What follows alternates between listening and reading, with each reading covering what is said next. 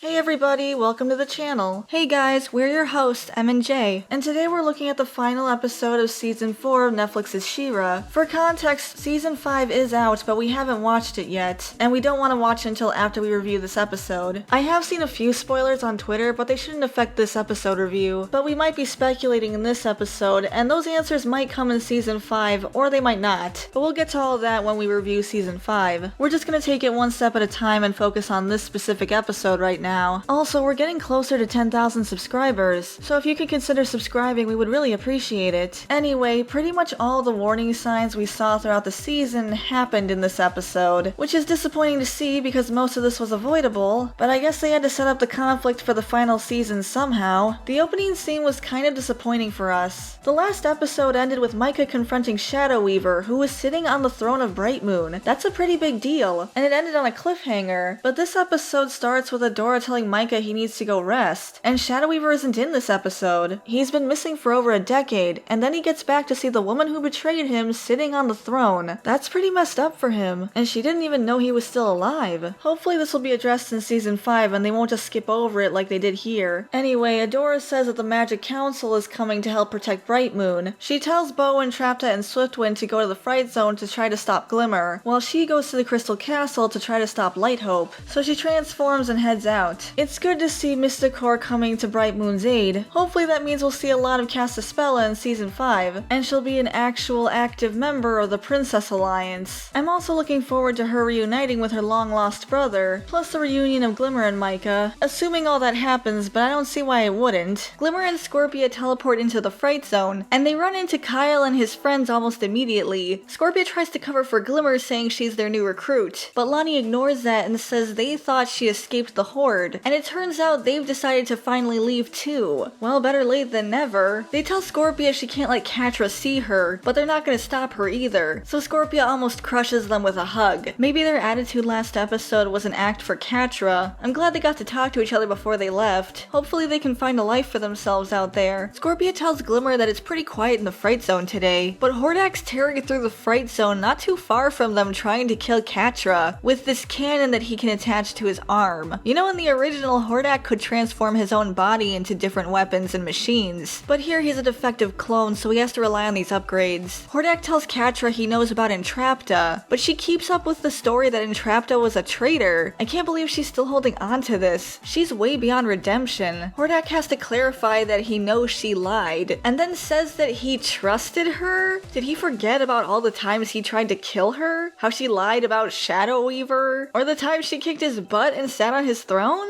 And that's just a few examples. He shouldn't be surprised at all. Neither of them should. They have a horrible relationship, built on lies and a quest for power. Of course that wouldn't end well. He then chases her through the Fright Zone, tearing the place apart, including the Black Garnet Chamber. He had the perfect shot in the last episode, but he didn't take it, because this is more dramatic. He says her days were numbered the moment she crossed him, but he tried to kill her twice before that, and she got away with it both times, so it's not that surprising she thought she could do it again. But Catra lures him into a trap by taunting him, saying that Horde Prime will never accept him because he's a defect, and then mocks him for not noticing that she's been running things. Well, that's true. Catra manages to destroy his arm cannon with one kick. She then yells about how she didn't need Entrapta, Scorpia, or Adora, and says she doesn't need him either, before defeating him the same way she defeated him at the beginning of the season, by tearing out the crystal in his chest. How did he not think he should really cover that up? It's like he forgot that even happened. Then some rubble falls right on top of him, and somehow he survives that. But it's over, at least for now. Scorpia and Glimmer enter the now ruined Black Garnet Chamber. Scorpia comments that the place looks different than she remembers. You don't say. I'm surprised I didn't hear the battle at all. Hordak's cannon was ripping through the building and causing a lot of rubble. Maybe it's supposed to be a joke? But anyway, Scorpia tries talking to the Black Garnet, saying that they're supposed to connect, but then she gets discouraged, saying that she's no princess. But Glimmer reassures her, saying that she's one of them now, and they believe in her, which gives Scorpia the motivation to actually try. So she grabs onto the Black Garnet, and it starts to glow. Also, Scorpia starts to levitate and produce lightning. So I guess the Black Garnet is the elements of electricity. I assumed it was darkness, but I guess that's just the way Shadow Weaver was using it. I'm not entirely sure what scorpions have to do with lightning, but I guess it's still cool. But Lighthope gets confirmation that that the black garnet is connected to her princess, so she starts to activate the weapon. This causes all 6 of the princesses to glow. Adora is the only one disturbed by this because she understands what's happening, but the other princesses see it as a power-up, so they get very excited. But this isn't going to end well. Meanwhile, DT tracks down Catra disguised as Adora. Catra buys it and gets upset, thinking Adora has come to steal her thunder. DT is surprised by this, saying they were just trying to get a rise out of Catra, but it's clear that she's obsessed. Then they mock Catra by transforming into her. They claim that Catra pretends to be the big bad guy, but her heart's never actually been in it. I'm not so sure about that though. It doesn't seem like Catra has a problem with what the Horde is doing. It's just that she wanted Adora to be there with her while they were doing it. That's what happened in that perfect world Catra accidentally created when she triggered the portal in season 3. And even back in the first episode of the series, Catra was really excited about conquering new places, with little to no concern for the people she would be hurting in the process. But that's just how I saw it. DT doesn't stop there though. They start transforming into the other people who had been important in Catra's life, like Shadow Weaver, Hordak, and Adora, and talks about how she felt betrayed or abandoned by them. But then they transform into Scorpia and explain that it's her fault for pushing people away. I'm glad somebody finally confronted her on this. I think I would have preferred if it had been Scorpia or Adora specifically, but at this point DT is basically her only ally. Or was, I should say. Because then DT reveals that they're working for the rebellion now, while showing images of the princesses tearing apart her army. So basically everything Catra has worked towards is gone now. Catra asks why DT is doing this, and they explain that it's nothing personal. Basically Glimmer paid more money. Also Glimmer told them about the giant super weapon, and based on what Glimmer said, the Horde apparently doesn't have a chance. I wonder what they would have said if they knew the full context of the Heart of Etheria. But DT leaves her alone and defeated. So there were elements of this scene that I liked. I'm glad DT was able to put her in her place, and hopefully she'll learn from this, instead of just doubling down on her pity party. In another part of the Fright Zone, Scorpia and Glimmer run into the recruits from the Crimson Waste. Scorpia uses her new electric powers on them, and she's having a good time with this new power, although she does apologize to them for using it. But they're defeated. They get attacked by some bots, but they're not a problem for Scorpia. Glimmer tells her to meet up with the other princesses while she looks for Hordak and Catra. Scorpia asks her not to hurt Catra despite everything she's done, but Glimmer just tells her they're the good guys and then teleports away. If you say so, Glimmer. But I feel like good guys don't leave others in the dark about how they're about to become a part of a giant super weapon that's most likely going to destroy the planet, or treat her friends so terribly because they don't want to set off a giant super weapon. Shira reaches Light Hope, but the planet is balanced, so she's following her programming. So Shira just begs her not to set off the weapon, but Light Hope talks about how after 1,000 years she can finally fulfill her programming and use the Heart of Etheria against the First One's enemies. She's vague about the details, but I hope we learn more about this in the 5th season. But Adora says whatever war they were fighting must be over by now, and that there aren't any First Ones anymore, but she is a First One, which is something that Light Hope reminds her of. And she also reveals that she's the one who brought Adora to Etheria. Apparently she reached across the whole universe to find her, so doesn't that mean the First Ones are still living out there somewhere? Maybe Eternia? But also this twist doesn't make any sense. How was she able to open a portal when Mara made that impossible? She specifically did that to keep this from happening, and now it's happening. I also have several other questions. Like, if Shira already existed on Etheria before the First Ones did Light Hope even need a First One to be Shira? Because we were told that the sword chose Adora, but it's starting to sound like Light Hope chose Adora. Does the Heart of Etheria need a First One specifically to activate it, or does it just need Shira? Because Shira is the only one who's strong enough to fire the weapon. So maybe this plot hole was unnecessary, and Light Hope didn't need to open a portal which was supposed to be impossible. That would still leave the strange portal that caused Hordak to come to Etheria, but maybe these things will be explained in the 5th season? Adora's really upset by this because Light Hope lied to her and said that Hordak was the one who brought her through the portal to Etheria. Yeah, she's been lying about a lot of stuff. Sadly, it's come to be expected. I'm just confused about the plot holes. Then Light Hope starts saying that this is Adora's destiny and this is what she was born to do. Adora refuses, but Light Hope says there's no stopping the weapon now. Glimmer finally catches up with Catra and Hordak, only to find them both KO'd. Hordak is trapped under rubble, and Catra's too despondent to fight, telling Glimmer to just get it over with. Glimmer looks surprised by this, but then the Heart of Etheria starts kicking in. This causes an extreme amount of pain in Glimmer and the other princesses, since the heart is sucking the magic out of them, the rune stones, and the planet itself. Scorpia is rushing to Perfuma and Frost's aid, but then then the Heart of Etheria starts affecting her too, causing her skid to crash, and it stops just inches before Frosta and Perfuma. Well, that was close. Too bad Glimmer ignored all the warning signs about using the Doomsday weapon. Every single simulation they ran ended with the planet exploding, and Mara literally died trying to stop this thing, but she recklessly pushed forward anyway, and now everyone is suffering for it. Nice going, Glimmer. Anyway, all the magic starts to force its way into the Sword of Protection. She-Ra still tries to reason with Lighthope, explaining that using the weapon would be pointless because Mara pushed them into Despondos, so there's nothing around to use the weapon on anyway. Whatever war the first ones were fighting has been long over. I hope it was against Horde Prime. That would be a good way to connect the two antagonists. Hopefully that'll be explored in this new season. It would be good to find out what drove the first ones to do this in the first place. Lighthope says that Mara only caused a delay. Now that the planet is balanced, their portal capabilities are back online, so she starts to pull the planet out of Despondos. So now that they can use portals again, that means they should be able to save Queen Angela from in-between dimensions. So now the royal family of Bright Moon can be back together again, so that's pretty exciting. But back to the episode, Adora is becoming overwhelmed with the magic, as the planet is pulled through to the wider galaxy. Like I said in the previous episode review, it's disappointing that everything Lighthope was telling us was just building up to this. She made it sound like balancing the planet was a huge ordeal, even going as far to say Adora would have to train for years to be She-Ra, but it turns out all they had to do was get a woman to touch a rock and have Adora sit there while magic passes through her. Kind of anticlimactic. I'm just saying. Bo, Entrapta, and Swiftwind have almost made it to the Fright Zone, but Swiftwind collapses and is only able to say that he's overwhelmed. The world gets engulfed in light, and Entrapta explains that it's a portal, so the planet must be balanced and they're being pulled through to the other side, wherever that might be. They make it through and they see stars on the other side, so they realize they're not in Despondos anymore. Bo says he needs to find Glimmer, and then it cuts to Glimmer and Catra in the Fright Zone, so I guess he went off on his own. Glimmer's being affected by the weapon, and she has finally figured out that Adora was right, but then she says that Lighthope used her, and that she's activated the weapon. Lighthope did lie about a lot of things, but Glimmer's the one who went to Lighthope, and that was after Adora warned her that Lighthope lied, that she was dangerous and couldn't be trusted, but she ignored that and went to Lighthope anyway. Lighthope didn't really target her, but she did accept Glimmer when she said she wanted to use the weapon. Lighthope's programming is just telling her to fire the weapon, so if a queen shows up who also happens to be a part of that weapon and says she wants to fire it, why is Lighthope going to refuse that? Glimmer has a lot more agency in this situation than she's acting like she does. Catra is confused and says that Glimmer wanted to use the weapon, but Glimmer says she can't because it'll destroy everything. Yeah, just like all those simulations showed. The simulations that you watched over and over again, Glimmer. But she finally figured it out after it was sucking out all her magic. Lighthope does have a lot of blame in this, but it's not like Glimmer didn't know this would happen, she just ignored it. She and Catra pick themselves up and go to the Black Garnet chamber, where Glimmer starts blasting it. I actually feel sorry for the Black Garnet. It's gone through a lot. Shadow Weaver using it, then Entrapta hacking it, then it finally connects to its rightful princess, and now Glimmer is blasting it. I'm not sure if she's trying to break it or if she's trying to break Scorpia's connection to it. This conflict feels so forced. Maybe they should have had Lighthope go to Glimmer. Maybe she could have decided that Adora wasn't giving her what she wanted, and thought she was compromised like Mara was. So she tried to manipulate Glimmer instead of Adora, since Adora wanted to learn healing to fix Glimmer back in season 1, and her being a part of the weapon. It would have made Glimmer look better, cause she looks really bad here. Now in the wider galaxy, Adora tells Lighthope to look at the stars, and that all these worlds will be destroyed if she uses the weapon. So how big is this weapon exactly? Can it destroy an entire galaxy? That's messed up. Adora keeps trying to reach Lighthope, saying that Mara wouldn't want her to do this, and this does seem to have an effect on her, but then her programming kicks back in, insisting that Mara was compromised and she betrayed them. But She-Ra disagrees, saying that Mara was her friend, and that she knew she was more than just a program, and Adora does too. But Lighthope says she's not as strong as Mara was and can't disobey her programming, so she tells Adora to accept her fate and her destiny, but Adora refuses. But that isn't going to stop it. Meanwhile, everybody else is still suffering, and all their magic is sucked into the runestone in the sword. Adora keeps refusing even though the weapon is about to fire, but she has a new plan. Lighthope keeps telling her not to resist, but then she starts having flashbacks to Mara, specifically of the memory of Mara bringing her flowers, even though she said she would permanently delete that. I guess Lighthope lies even to herself. Weird. But Lighthope is finally able to break out of her program and tells Adora to do it. So she hits the sword against the platform they're standing on, breaking it. And that finally ends up deactivating the Heart of Etheria. Adora wakes up in a dark crystal castle. Light Hope is there, but she's fading away. And she thanks Adora before she goes offline, leaving Adora with the broken sword, and seemingly no way to turn back into She-Ra. But the crisis is averted, at least for now. So the blade is broken, but the runestone itself is fine. Madame Raz said that Mara was She-Ra, not the sword. So was the runestone a part of the first one's design? Or was it a part of She-Ra and they just incorporated it into the sword? I'm sure this isn't the last of She-Ra, I just want to know more about how it works. The reaction finally stops, but Hordak has caught up with Glimmer, and he tries to attack her, but Bo arrives and saves her with one of his arrows. But before he can reach them, Glimmer and Hordak get sucked up onto a spaceship. It turns out to be Horde Prime, who's arrived with a fleet of ships. Too bad Adora couldn't break the sword before they got sent out of Despondos. Glimmer wakes up on the ship and tries to use her magic, but it's not working. But we're officially introduced to Horde Prime. He kind of looks like Hordak, but I think the most noticeable thing about him is he has 3 eyes on one side of his face and 1 on the other. It is pretty different from what we usually see with characters who have 4 eyes, where they have 2 eyes on either side. But for some reason his extra eyes tend to look off in some random direction, and he usually just blinks his 2 normal eyes. But I wonder if there's a story reason for him having 4 eyes, especially ones that don't seem to be that functional. It also seems like he has more of a green motif compared to Hordak's red. Hordak's eyes and teeth are red, while Horde Prime's teeth and eyes are green. There are 2 other clones with Horde Prime, and they both have green eyes. I wonder if the red is a part of Hordak's so-called defectiveness, or maybe it's because he was his second in command, so maybe he was a little different from the other clones. I am curious to find out more about Hordak and where he came from, and how the Horde works outside of Etheria. Horde Prime is surprised to see Hordak saying he believed he perished, and Hordak tells him he was sucked into a shadow dimension, and that he spent all this time trying to get back to him. Horde Prime reveals that he got his message, but it turns out he wasn't able to track it, so he actually left it at that, and he actually was not on his way. But then he picked up a huge energy reading and followed it, and that's how he found Etheria. Well, good job, Glimmer. Did I save the day? Actually, you doomed us all.